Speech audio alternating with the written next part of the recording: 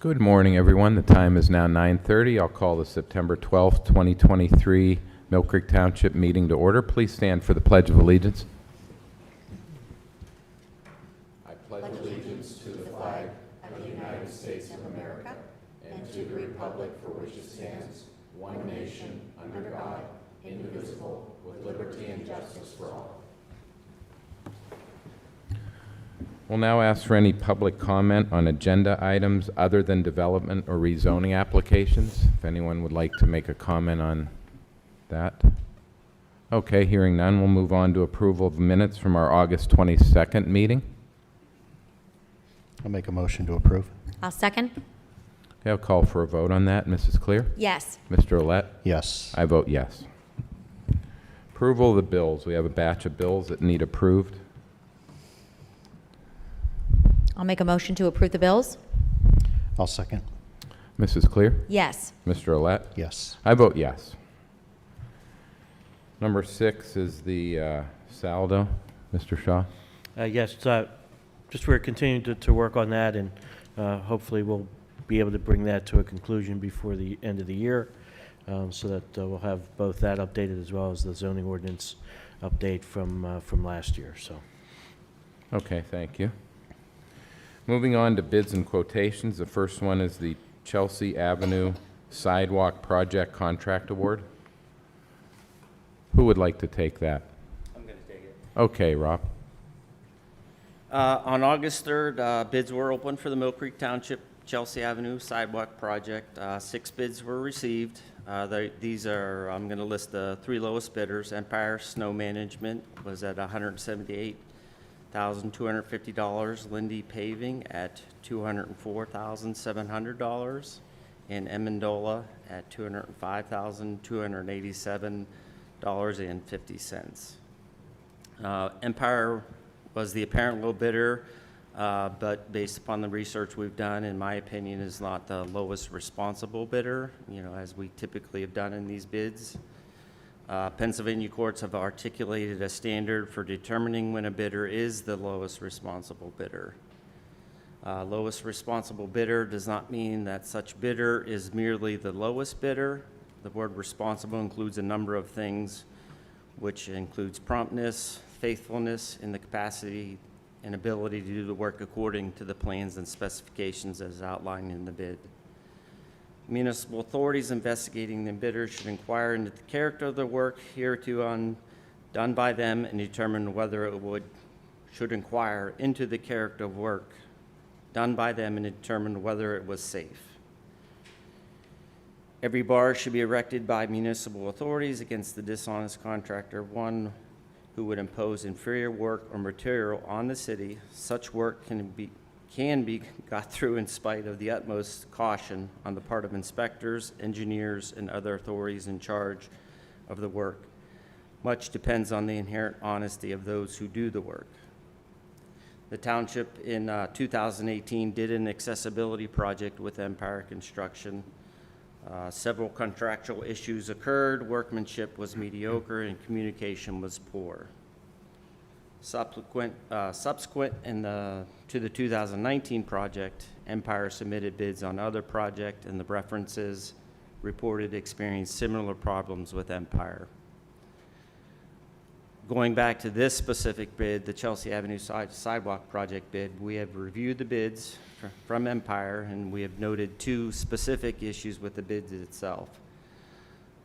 Under the certification bidding regarding EEO, but the bidder has previously participated in subcontract subject to the EEO clause, Empire checked no for that particular section. Number 2 issue that we had notified, the bidder did not submit the signature sheet for the township sidewalk accessibility alterations detailed specifications as outlined in section 8 technical specifications and drawings. Additionally, I reached out to the references provided by Empire. Some of the newer references were consistent with our Millcreek Township standards. However, there was some indication that several of the issues the township has experienced in the past with Empire appear to be still continuing on some of these projects. Furthermore, based upon the scope of the project from the newer references, We strongly feel that this project is not relatively comparable to the newer reference projects in scope or size. It is my responsibility as the township engineer to recommend to the board the best alternative in construction contractor selection, and I take this responsibility seriously. I cannot, in good faith, recommend award of this contract to Empire Snow Management. We provided a list of the bid results obtained at the public meeting opening on August 3rd, 2023, and as I listed earlier, Public Works Department and Engineering Department recommend award to the lowest responsible bidder, Lindy Paving, for the price of $204,700. I think as most of you are aware, Lindy, experience with the township in the past has been very positive, and we're comfortable that they can responsibly perform and complete the project. That's all I have at this moment. Okay, thank you, Rob. Mr. Chairman, if I may just Yeah. briefly, simply failing to comply with the requirements of the bid, such as, providing the signature and, giving us the wrong information with respect to the EEO in and of itself is a reason to disqualify the bid. But certainly the experience we've had with them in the past certainly simply adds to that. Okay, thank you. Any other questions or comments regarding the sidewalk project contract award? Is there a motion on this? I'll make a motion to approve the award to Lindy Paving. And I will second that. Okay, call for a vote on this. Mrs. Clear? Yes. Mr. Olet? Yes. I vote yes. Next, we have replacement doors. Rob? Thank you. Good morning. The Building Maintenance Department is seeking approval to have 2 doors replaced in the police department and 1 door into the boiler room replaced. One quote was received from Corporate Glass for the price of $11,555. Funds for these doors will be taken from the replacement door line of the building maintenance capital budget. I recommend the purchase of these doors, and I would just like to note that Corporate Glass does do all of the entrance doors into the building. That's why we received a quote from them. Okay, thank you, Rob. Is there a motion on the replacement doors? So moved. Second? Mrs. Clear? Yes. Mr. Olet? Yes. I vote yes. Floor drain replacement. The Building Maintenance Department is seeking approval to have the first floor bathroom drain lines replaced in the main building. The existing cast iron lines are old and have reached the end of their useful life. One quote was received from the Scobell Company with a price of $6,320. Funds for this will be taken from the floor drain line of the building maintenance capital budget. I recommend contracting this work to Scobell Company. Okay, thank you, Rob. Is there a motion on the floor drain? So moved. Second? Mrs. Clear? Yes. Mr. Olet? Yes. Yes. Next, we have a plasma cutter. The garage is seeking approval to purchase a new Tomahawk Model 1000 plasma cutter from Welder Supply for a price of $3,434. The current plasma cutter is underpowered and reaching the end of its useful life. Funds for this will be taken from the plasma cutter line of the garage capital budget, leaving a balance of $1,566. It is my recommendation to purchase this machine from Welder Supply. Thank you, Rob. Is there a motion on the plasma cutter purchase? So moved. Second? Mrs. Clear? Yes. Mr. Olet? Yes. I vote yes. We have a Shorehaven pump station generator. Rob? The Sewer Department is seeking approval to purchase a C150D6D diesel genset generator for the Shorehaven pump station. One quote was received from Shadler Yesco for a price of $65,800 under CoStar's contract 008-E22-994. Funds for this will be taken from the Shorehaven pump station line of the Sewer Department capital budget, leaving a balance of $9,200. It is my recommendation to purchase this generator from Shadler Yesco. Okay, do I hear a motion on the generator? So moved. Second? Mrs. Clear? Yes. Mr. Olet? Yes. I vote yes. Okay, and our final bid and quote is for Chestnut Hill pool covers. Ashley? Thank you. The Parks and Recreation Department is seeking approval for the purchase of pool covers for Chestnut Hill Pool. The loop lock super dense mesh pool covers were sought as they are a high-quality commercial pool cover with a 15-year warranty.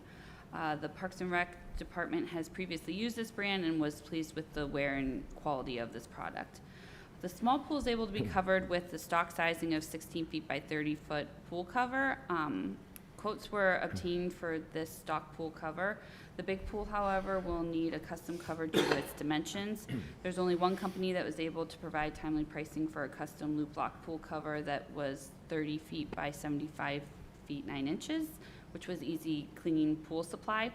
The purchase of these pool covers was included in the Parks and Recreation capital budget under the Chestnut Hill renovations line item. So it's my recommendation to approve the purchase of 2 pool covers for Chestnut Hill Pool from Easy Clean Pool Supply for a total of $9,858. Okay, thank you, Ashley. Is there a motion to approve the purchase of the pool covers? So moved. And second? Mrs. Clear? Yes. Mr. Olet? Yes. I vote yes. Number 8 on our agenda is the Act 13 grant extension for the Cider Mill Bridge replacement project. Matt? Thank you. Due to Erie Waterworks' unwillingness to schedule the relocation of a 10-inch water main that is necessary for this project to move forward, it is in doubt whether the project will be complete before the grant funding deadline of December 31st, 2023. In front of you is an addendum to the agreement between the County of Erie and Millcreek Township, extending the term of the agreement for 1 year with a new expiration date of December 31st, 2024. I would recommend approval of this addendum and request that the chair be authorized to sign it on behalf of the township. Question. If they've been unwilling to schedule the relocation, the water main this year, what makes you think they're going to do it next year? Do we have have they given us a timeline or? Their contention was they did not know last year in enough time to place it in their budget for 2023. So we have been in communication with them and will continue to hopefully compel them to add it to their budget for 2024 so that it can be moved and the bridge constructed. Okay, so all we know is it's going to be sometime in 2024, likely maybe April through September. As far as the township schedule, we were looking to do it during the summer because that is a school bus route, so we wanted to try and do the bridge replacement, during the summer break. Okay. But yeah, hopefully the waterworks will have their line out of the way before then, so we can do so. Okay, sounds good. Any other questions or comments on the extension of the grant? None here. No. Okay, is there a motion to approve? Make a motion to approve? I'll second. Mrs. Clear? Yes. Mr. Olet? Yes. I vote yes. Acceptance of stormwater maintenance plan, which was tabled from our August 22nd meeting, 3340 Zimmerly Road. Matt? Yes, thank you. The stormwater maintenance plan is still, or I'm sorry, stormwater management plan is still under review at this time. And so I would recommend that this remain on the table for now. It's not ready to be approved. Okay. Matt, is this something that'll, would be ready by the next meeting, or should we just remove it from the agenda? Rob has been working with them and Yeah, it's my intent to hopefully meet with you guys this week, just like we talked about. It's kind of potentially setting a precedence maybe for future parcels that are in this similar situation. Okay. So it's already been tabled. We don't need to vote on that again to table it. Okay. Moving on to number 10. We have an MOU with the City of Erie and Erie County regarding a Justice Assistant Grant, also known as JAG. Chief Mook, you want to cover that? Or Mark? Mark, do you have the particulars?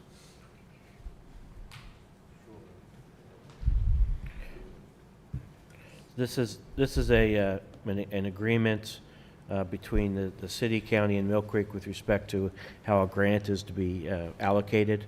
The parties have agreed that the allocation of $85,015 will go $18,322.23 to Millcreek and $66,692.67 to the city.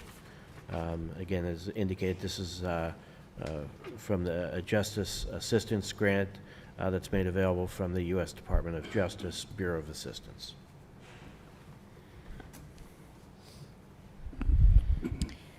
Carter, what's our portion going to be used for? We are buying a state-of-the-art crime scene photography system. It's capable of producing 360-degree representation of a crime scene or a traffic scene. And also we'll be purchasing 2 mobile data terminals for our patrol cars to replace current computers that are of the years 2016 and 2017. So they're clunky and unreliable. So we're going to bring those up to date. Okay. Thank you very much. Do I have a motion to approve the MOU with the city and county? I'll make a motion to approve the JAG MOU with Erie County and the City of Erie. I'll second. Mrs. Clear? Yes. Mr. Olet? Yes. I vote yes. Okay, moving on, page 2 of our agenda, number 11, the Erie County Redevelopment Authority Loan Fund Agreement, Resolution 2023 R35. Mr. Shaw? Yes. In January of 2021, the Board of Supervisors created the Millcreek Township Business Development Loan Program. The purpose of the program was to address a recommendation in the township's comprehensive plan that the township needed to support business development through a variety of actions, including undertaking a leadership role in economic development, investigate programs to assist businesses, which would include loans and grants through entities such as the Erie County Redevelopment Authority. As a result, the Board of Supervisors determined that a Millcreek Township Business Development Loan Program dedicated to commercial and industrial growth in the township was needed, and that it would promote the findings and recommendations of the comprehensive plan. Through a resolution in 2021, which was Resolution 2021 R7, the Board authorized the formation of the Millcreek Township Business Development Loan Program to be managed by the Erie County Redevelopment Authority. At that time, the loan program was ultimately funded in the amount of $1,800,000. To date, the loan program has been a success, making loans to several deserving Millcreek businesses. The program has loaned out almost the entirety of the $1,800,000, and the authority has requested that the township provide an additional $500,000 in funding. Before you is Resolution 2023 R35, which provides for the additional funding to this program, as well as provides for amending and restating the agreement with the Erie County Redevelopment Authority, reflecting the increased amount.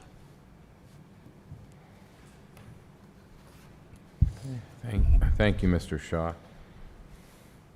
Just maybe if our treasurer could just real quick just say, give a little bit about the, the current status of the loans as far as, to my knowledge, we haven't had any defaults or everybody's in good standing and.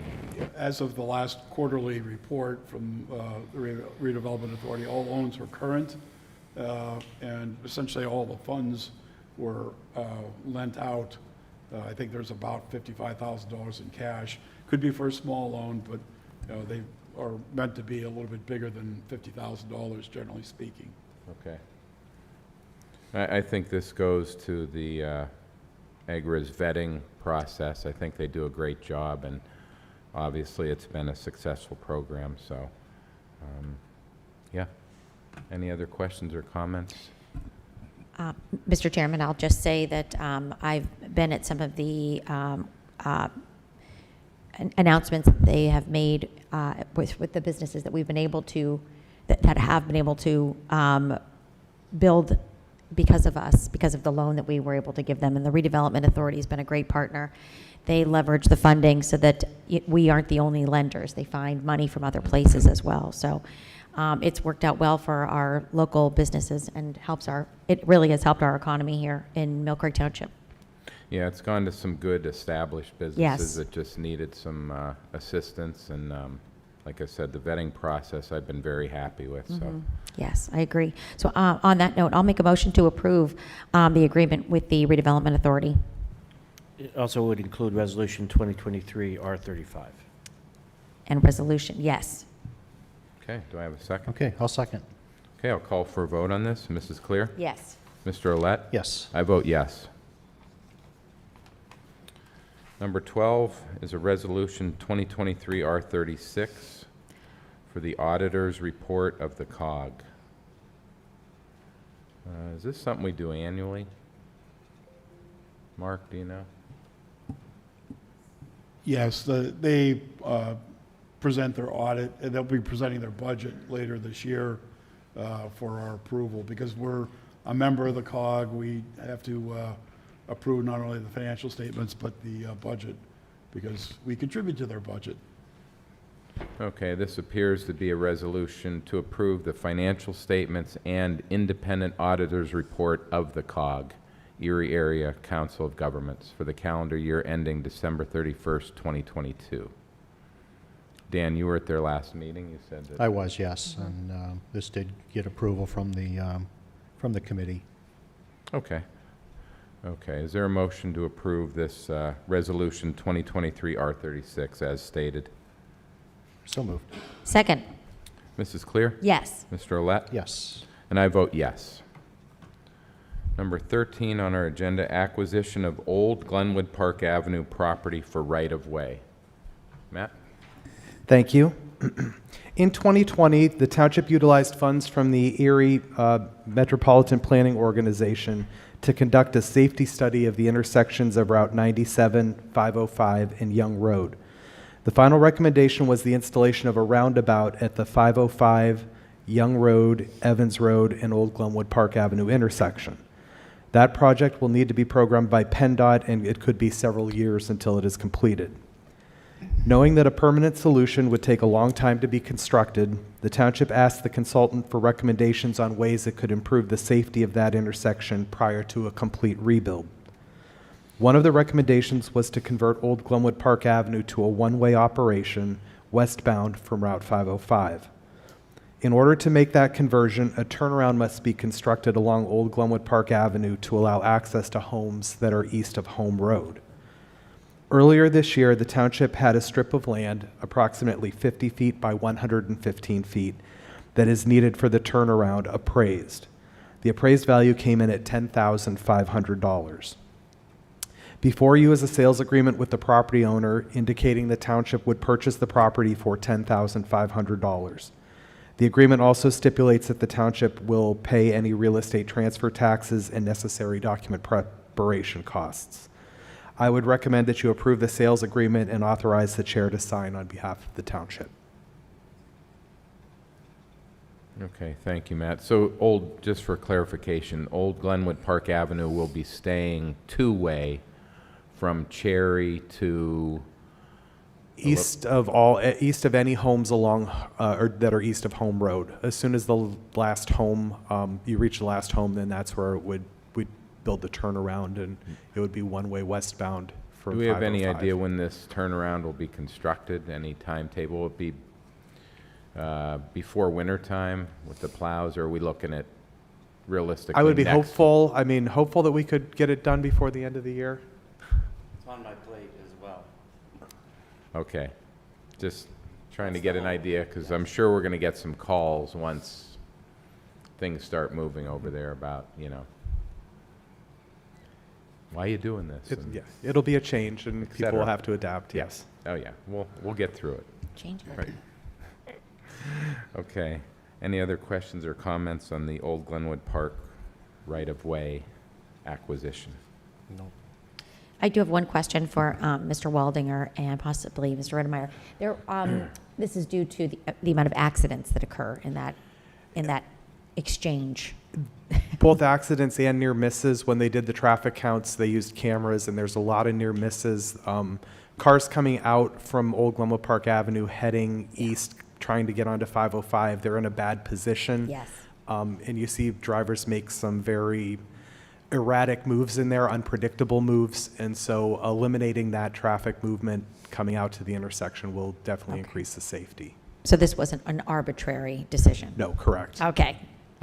I knew that. I just wanted to make sure that we could let everyone know. Documented in a study. correct? Yes. Okay, thank you very much. I'll make a motion to approve Resolution R 36. I lied. The Glenwood Park Avenue property right-of-way acquisition. I'll second. Okay, Mrs. Clear? Yes. Mr. Olet? Yes. I vote yes. Communications, Treasurer, anything further, Mark? I just wanted to let everybody know that the 22 Township audit is wrapping up, and hopefully the auditors will be able to make their presentation at the next next day meeting in October. I'm not sure the exact date, but Okay. whatever that day is. Okay, thank you. We have a hiring request, Fall Recreation Program employee. Ashley? Thank you. Parks and Recreation Department is seeking approval of the listed employees for the 2023 fall session of adult and youth recreational programming.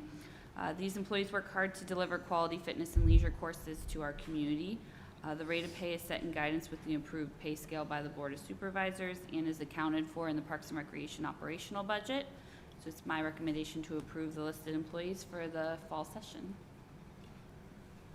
Okay, it looks like the hourly rate is between $11.50 and $15. Correct. Okay, very good. Is there a motion to approve the hiring of these seasonal employees as presented? I'll make a motion to approve. I'll second. Mrs. Clear? Yes. Mr. Olet? Yes. I vote yes. Next, we have a training request. Chief Mook?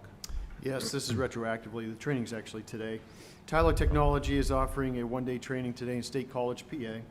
Tyler is the vendor for our in-house computer records management system, and the training will cover industry trends, software capability, software functionality, and attendees will be able to provide feedback for future enhancements.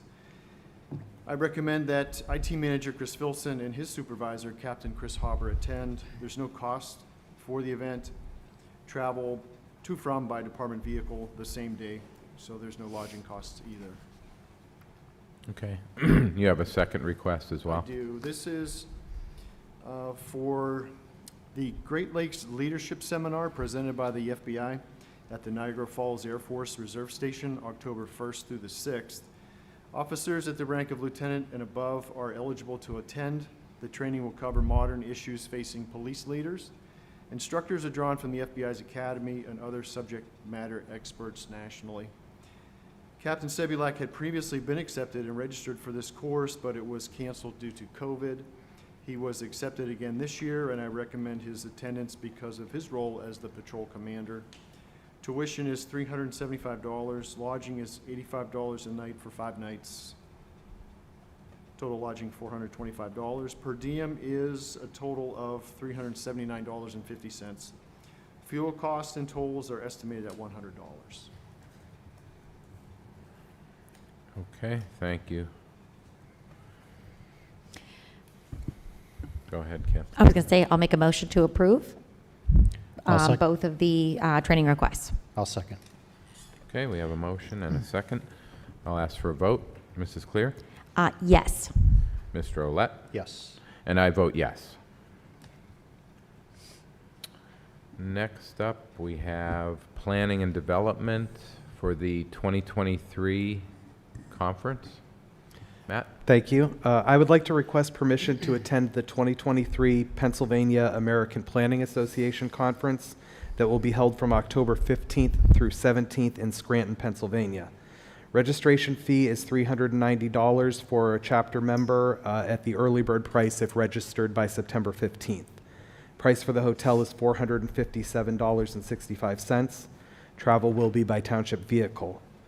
Attendance at this conference is a budgeted expense and would be paid for from Planning and Development's training line item and travel line item, the two respectively. I would ask your permission to attend this conference. Okay, thank you, Matt. Is there a motion to approve Matt's attendance at the conference? So moved. Second? Mrs. Clear? Yes. Mr. Olet? Yes. I vote yes. Okay, next we have the A250PA Northwest PA launch event. Mr. Chairman, there was one other, I think, that you Yeah. passed over. Code enforcement. Don't have that on mine. P&D code enforcement. Oh, Oh, yeah, it's on hold on. Let's see, I'm sure Cheryl would make a mistake. It's me. Here it is. Page 131. Okay. Code enforcement training request. Thank Matt? you. Yes, Code Enforcement Office will be sending 2 employees to training through Bucks County Community College for Fire Inspector 1 and Fire Inspector 2. They would then be able to get their certifications in fire inspection at the completion of these 2 courses. The total cost for both employees is $600, $300 apiece. The training is virtual, and other than a textbook, there is no other additional expense. Okay, thank you. Is there a motion to approve this training for code? So moved. Second? Mrs. Clear? Yes. Mr. Olet? Yes. And I vote yes. Now we have the Northwest PA launch event. Kim, you want to handle that? Sure. We have been invited to attend the America 250 as we celebrate our 250th anniversary as a country. Pennsylvania is coordinating efforts, and we actually locally have an effort as well that will be hosted by former Governor Tom Ridge and former Governor Mark Schweiker. So there is an event taking place to get information about this. So I guess I am, for admission, it is $50 for the efforts that they are going to be conducting for the reception. So I am asking permission to attend this, to represent Millcreek Township at this America 250 PA Northwest Pennsylvania's launch event. And that will take place on September 14th from 5:45 till 8 o'clock At the Tom Ridge Center. at the Tom Ridge Environmental Center. Mm-hmm. Okay. Is there a motion to approve this attendance at this kickoff event? So moved. Okay, I'll second. And I'll ask for a vote. Mrs. Clear? Am I allowed to vote for that? Okay. You can. Or abstain? Okay, yes. Mr. Olet? Yes. I vote yes. Okay. Executive sessions were held on August 31st of this year to discuss real estate related to right-of-way easements and parks and rec facilities, as well as litigation related to right-to-know request, rezoning matters, orphans court petition, and code enforcement matters. And on September 6th, we discussed real estate related to right-of-way easements and parks and rec facilities, and also litigation related to right-to-knows, ordinance enforcement matters, federal court lawsuit, and orphans court petition. Anything further, Mr. Shaw? Nothing further on my end. Lydia, anything? Citizens to be heard. Do we have any citizens that would like to speak today? Yep, come up to the podium and, hello.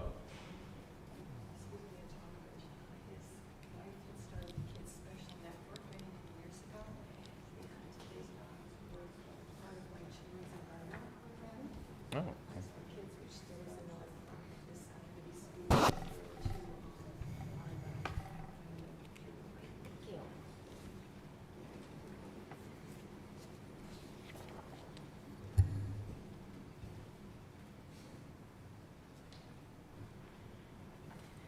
Good morning. It's always an honor to speak before you. And my name is Diane Esser. I'm the founder of the Children's Environmental Program since 1995. Butterflies for Kids were a children's environmental program. I'm also a member, the board's secretary for the Sierra Club logo. So I'm going to begin. You have a handout of most of the verbiage that I have today, and I'm going to be starting with. I'm part of the production team at Cam Erie's local cable channel, and I'm producing a show, a health environmental show on the Canadian wildfires. I'm interviewing foresters who fight forest fires, and I begin this presentation with our concerns for air quality and the CO2 we are seeing from forest fires and the climate change effects on our green infrastructure. But I begin today with an observation that we all have. You have seen our trees begin to turn color at the beginning of August. And there's a direct correlation to the environmental wildfires and the fire toxins that are creating the change in the trees you're seeing. So this is pretty important stuff. This includes CO2 that the climate change fires have produced. You also have a copy of the show and the forester and some of his comments on what you're seeing. From the North Carolina forester, his name is Mark Bost. I'm interviewing him for this show. He explains tree carbon sequestration. Too much CO2 is creating the additional tree biomass and fuel loading in our trees. More frequent and hard and fast-burning fires are going to be happening. And I'm really emphasizing, too, that I'm going to have additional information for you on these forest fires. We see the stress. We see the stress in our community trees. Our trees began to turn color in August. And why? The toxins that they were taking in during the fires were also an intake of our trees. The CO2 comes back to us within these fires, including carbon monoxide, carbon dioxide, sulfur dioxide. Humans and trees were taking in these toxins, all of us. So CO2 is measurable. I learned much about climate change from the Smithsonian Institute exhibit when I was doing my climate change documentary. As you know, we were first in Ocean Planet. But let's jump ahead now to the current and the past 200 years of the Industrial Revolution CO2 and what we know is acidifying our oceans. CO2 is acidifying our oceans. So this is your little short climate 101. As the CO2 comes into the oceans, we can measure that. It's measurable. CO2 acidification, we know, is what's causing the warming of the oceans, and the CO2 acidification is also killing our coral reefs. We know that because we can see it and it's being addressed. I want you to understand, the warmer the oceans are our barometer, they're our temperature. The warmer the oceans, the more violent our temperatures, and the higher our temperatures and the more violent the storms. We see this every single day on the news now. We know this is a current crisis. So that's the passionate part of my talk here. But so, like I said, that's been an exhibit at the Smithsonian for 10 years. The current crisis with temperatures is on a 100-degree day. On our cement, which is a big circuit board in Millcreek, you've got a lot of it. On a 100-degree day, that cement and asphalt is 130. We are seeing 100-degree temperatures. That's not habitable, not at all. So our one answer, our one hope, and I'm going to end this in hope, is lining all trees, all streets, all parking lots, and there are some towns and cities, especially Pottstown, Pennsylvania, they have that. We know that that temperature then is reduced to 70. That's our health quota there. We want to reach that. We can make a change for climate change and help reducing the rising heat index by increasing tree canopy over the superheat of the cement circuit board that runs through Millcreek, all streets and parking lots. Whether it's ordinances or projects, I'm reaching out that awareness, what I've just taught you, is for future action to maybe increase canopies, especially on 12th Street. You have too much cement, and that is a circuit hot board. And in climate, if you look at climate, just as the word climate, heat is more, your heat index in your town is higher when you have more cement. That is not healthy for your children, and that is what I speak to. I speak today, to my dying day, to my dying breath, I will speak for our children's health. And I need you to take a look seriously of all the cement that you have that's exposed.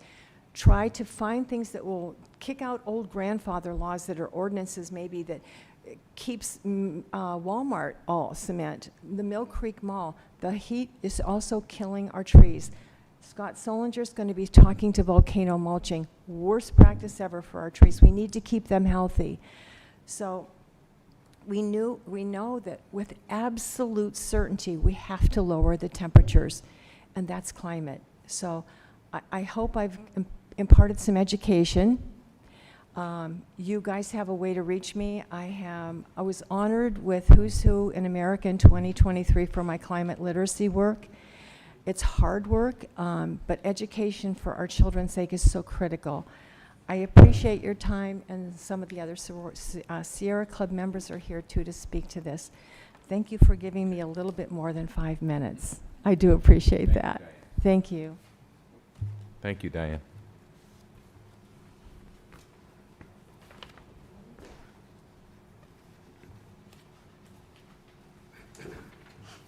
Good morning. Morning. Pen down here. My name's Dave Skelly, 4211 Colonial. I'm on the Millcreek Planning Commission. Been on there for 20 years. This is my last year. I'm done. 21 years is enough. It's very interesting function, and hopefully it's helpful to the Board of Supervisors with our recommendations to you. The township has accomplished a lot in recent years. It adopted a comprehensive plan.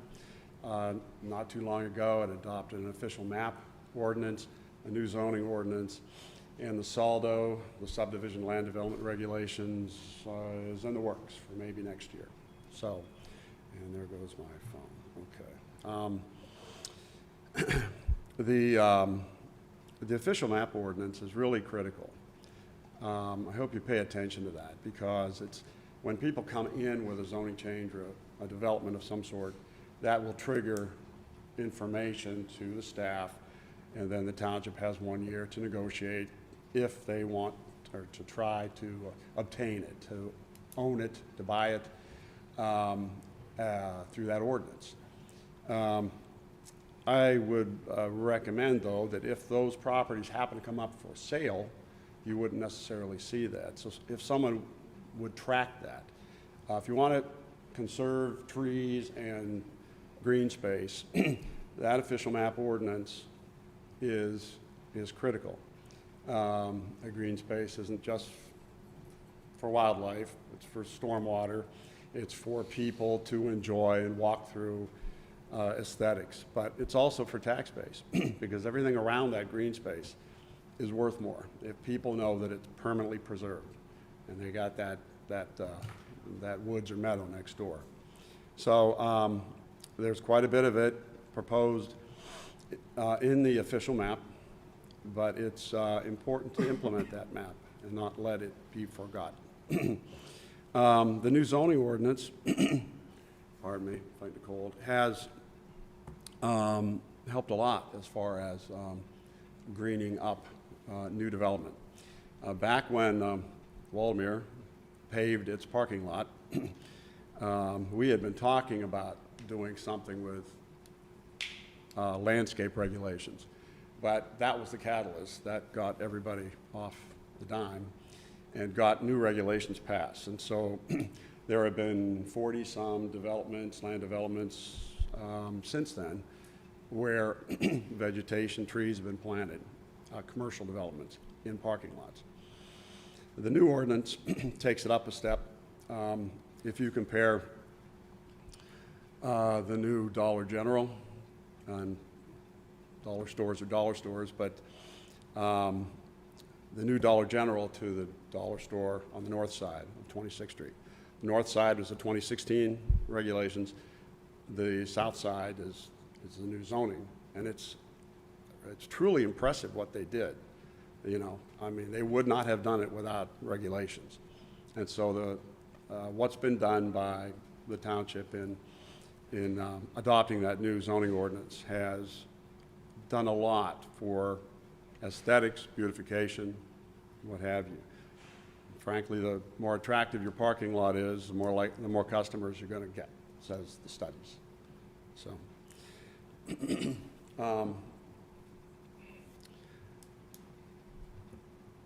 it'll be encouraging to see the streetscape work done on West 8th Street from Pittsburgh to Peninsula.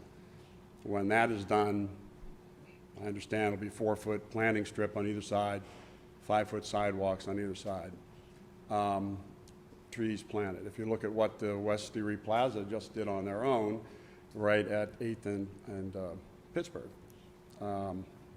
if you could see a corridor like that all the way to Peninsula Drive, that will be truly impressive. There's the elbow room there to do it. 12th Street, Diane mentioned 12th Street. 12th Street is needy, but from what I understand, there isn't a lot of elbow room. The right-of-way is built out. There's no additional space to put in a tree line. But as new developments, land developments occur, they're required to implement a 20-foot buffer from the right-of-way, green space. So perhaps the township, maybe Jessica Stutzman, I'll give her some work to do, but could work with those property owners and try to get some trees planted where it's available. And as time goes on, you know, it would make it that much better. So mostly I'm here to say congratulations to the township for the work that's been done on the plan and the ordinances and the fact that they're actually being implemented and making a difference. Keep on that official map and try to be proactive as possible with a tree canopy. Thank you. Thank you. Thank you, Dave. And thank you for your work with the Planning Commission too, Mr. Skelly. It's greatly appreciated. Good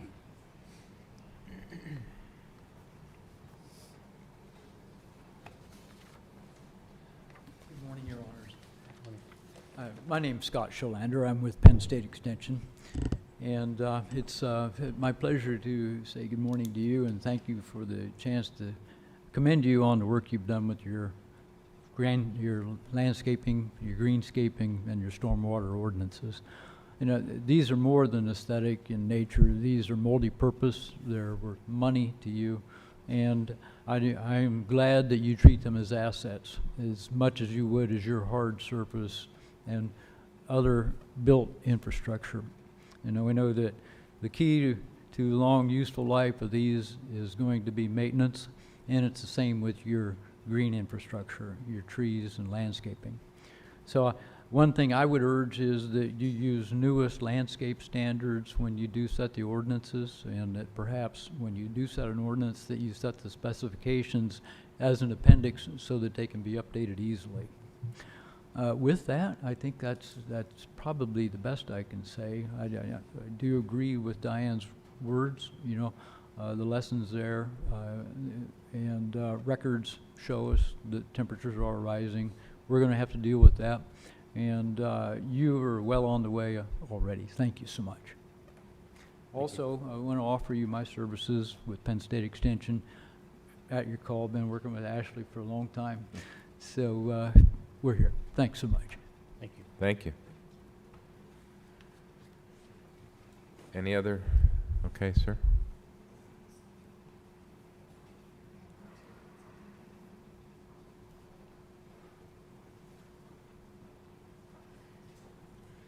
Good morning. Good morning. My name is Ken Fromnick, and I live in a farm, which is the only farm probably left in Millcreek Township, called Tree Lovers Farm. It's on the north side of 43rd Street between Concord and Falmouth. It does not harbor livestock, nor does it grow vegetables. It grows maples, oaks, walnuts, hickories, and you name it, anything native to the United States. I have 140 different trees on my property. I was a certified arborist from 2010 to 2014 for the Millcreek Township, and I was hired by Jim Sperry, and Miss Masteller here took over for Jim. And I am also a member of the Millcreek Township Solid Waste Advisory Committee way back in 1991. Charlotte Bartlett, who was the first recycling coordinator, and I talked about it, and we got this Mill Fair composting site started. And we also got a group of people that wanted to try to get more recycling in Millcreek Township. You've heard all my predecessors talk about the warming of the earth. I have a piece of property with 140 different trees on it. South of here, about a mile, there are about 8 species that are not supposed to be growing north of the Mason-Dixon line. 3 of them are from the deep south. I have been told that this is impossible by many people in the dendrology community. Mr. Erdman used to say it's impossible that these trees would survive on my property, but they have been there for 30 years. Mr. Erdman died about a year ago. He was the Pennsylvania Department of Forestry representative for Erie County. If you do not believe in climate change, it is happening right out here in Millcreek on my property, and I can scientifically prove it, that these trees, and you could come and look at these trees, that they are surviving. They have reached puberty and are giving off seeds, and I am growing the seeds from these trees on my property. Climate change is happening. We have to start planting more and more trees and getting a little bit more of a canopy throughout Pennsylvania. Come to my property and I'll give you an American chestnut, an American elm, a black oak, a sugar maple, whatever you want for your property, I give them away. There are about 50 to 60 trees in Millcreek that came from my backyard that are growing on school properties, on park properties, on public properties, and I work with Mr. Skelly making a riparian zone at Veterans Park. Trees! All right.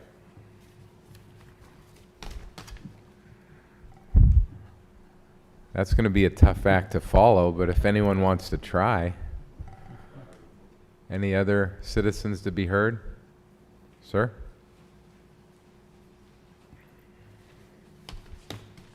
Dennis McAndrew. Not an environmentalist like that, but I was on a walk Sunday, not to be a dog with a bone, but and I do appreciate the Millcreek Township and the parks about the e-bikes, and I did read it. The reason I mention that is while I was walking between Bryant and 54th on Peach, I almost got ran over by an e-bike on the sidewalk. This is great, but we need to enforce and get these bikes where they belong before someone gets killed like someone did in Fairview. We've been lucky so far. Carter, what are you hearing as far as e-bikes being regulated in the vehicle code, or do you have any update? I'm Don't not want to put you on blaming anyone, I'm just don't want saying. to put you on the spot. I didn't know if you'd heard anything lately street. about. I honestly do not know the applicability of the vehicle code to the e-bikes. I'm not the right person to ask. Okay. But out for a nice Sunday walk at 7 in the morning and almost got ran over. How fast do these And it e-bikes is go? Are they- frustrating when you're stuck in traffic or moving along and they pass you and I'm doing the speed limit and they're not. That's frustrating. Or when you see people on those little mini crock rocket things that are zipping in and out along Peach Street, blowing through traffic. I mean, that's just ridiculous. Thanks. Thank you.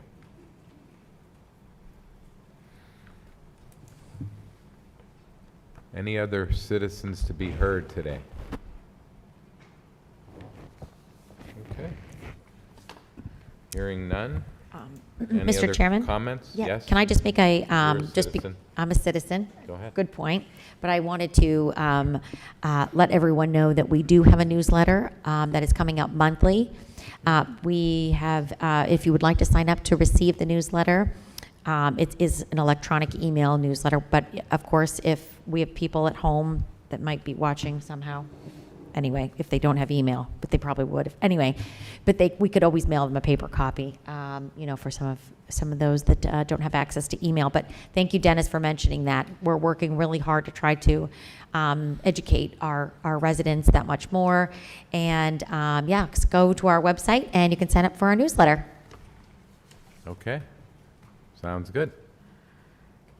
Should we adjourn? Make a motion to adjourn. Second. Okay, we are adjourned at 10:24. Thank you, everyone.